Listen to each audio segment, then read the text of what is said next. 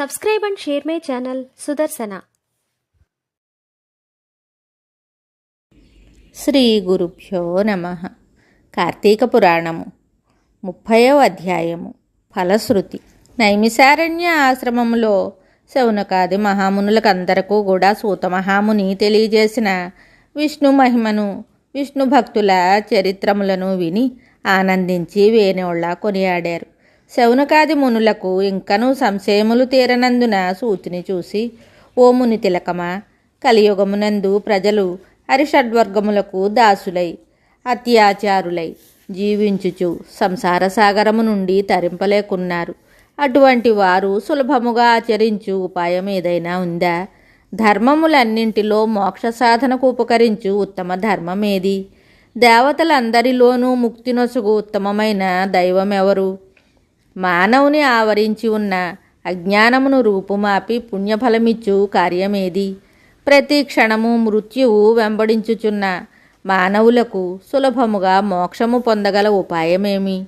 హరినామస్మరణ సర్వదా చేయుచున్న మేము ఈ సంశయములతో ఉన్నాము. కావున దీనిని వివరించి తెలియజేయమని కోరారు. అంత సూతుడు ఆ ప్రశ్నల ఆలకించి, ఓ మునులారా, మీకు కలిగిన సంశయములు లోకోపకారమైనవి, అందరూ తెలుసుకొనవలసినవి. కలియుగమందలి మానవులు మందబుద్ధులు, క్షణిక సుఖములతో నిండిన సంసార సాగరమును దాటుటకు మీరడిగిన ప్రశ్నలు వారందరికీ మోక్ష సాధన కాగలవు. కార్తీక మాస వ్రతము వలన యాగాది క్రతువులు నర్చిన పుణ్యము, దాన ధర్మములు చేసిన ఫలము చేకూరును. కార్తీక మాస వ్రతము శ్రీమన్నారాయణునకు ప్రీతికరమైన వ్రతము. ఇది అన్ని వ్రతముల కంటే ఘనమైనదని శ్రీహరి వర్ణించి ఉన్నారు. ఈ వ్రతమహిమ వర్ణించుటకు నాకు శక్తి చాలదు. అంతేకాదు, సృష్టికర్తయగు ఆ బ్రహ్మదేవునకు కూడా శక్యము కాదు. అయినను సూక్ష్మముగా వివరించెదను. కార్తీక మాసమందు ఆచరించవలసిన పద్ధతులను చెప్తున్నాను, శ్రద్ధగా ఆలకించండి. కార్తీక మాసమున సూర్యభగవానుడు తులారాశి అందున్నప్పుడు శ్రీహరి ప్రీతి కొరకు మనకు ముక్తి కలుగుటకు తప్పనిసరిగా నదీ స్నానము చేయవలెను. దేవాలయానికి వెళ్ళి హరిహరాదులను పూజింపవలెను.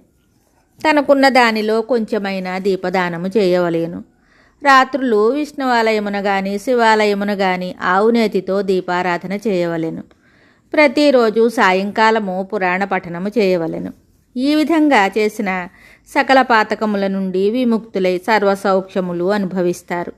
సూర్యుడు తులారాశి అందున్న నెల రోజులు ఈ విధముగా ఆచరించువారు జీవన్ముక్తులవుతారు. ఇట్లు ఆచరించుటకు శక్తి ఉండి కూడా ఆచరించక, లేక ఆచరించి వాళ్లను చూసి ఎగతాళి చేసిన గాని వారికి ధన సహాయం చేయువారికి అడ్డుపడిన వారును ఇహమందు అనేక కష్టములు పాలగుటయే కాక వారి జన్మాంతరమందు నరకములో పడి యమకింకర్ల చేత నానా హింసల పాలు కాగలరు.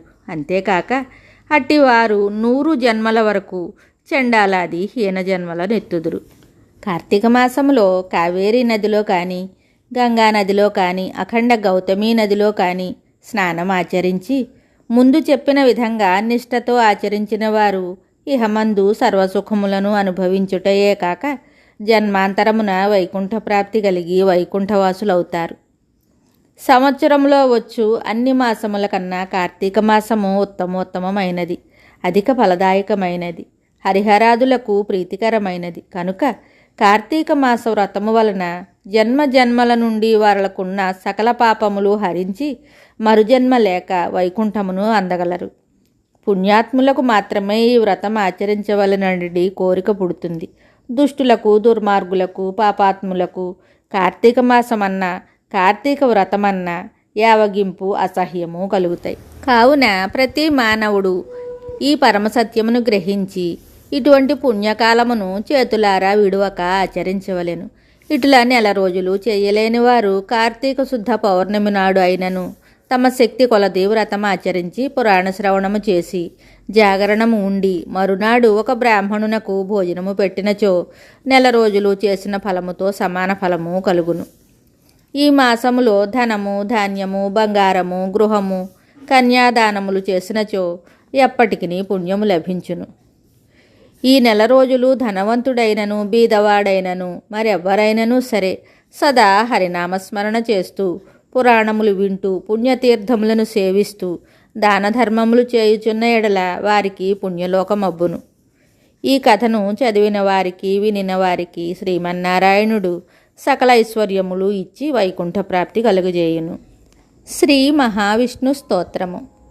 లక్ష్మీపతే కమలనాభ సురేశ విష్ణో యజ్ఞేశ యజ్ఞమధుసూదన విశ్వరూప బ్రహ్మణ్యకేశవ జనార్దన వాసుదేవ లక్ష్మీ నృసింహ మమ దేహి కరావలంబం.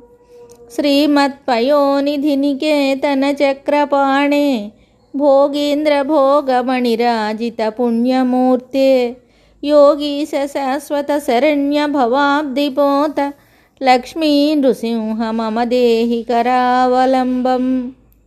ప్రహ్లాద నారద పరాశర పుండరీక వ్యాసాంబరీష సుఖ శౌనిక హృన్నివాస భక్తానురక్ష పరిపాలన పారిజాత శ్రీలక్ష్మీ నృసింహ మమ దేహి కరావలంబం.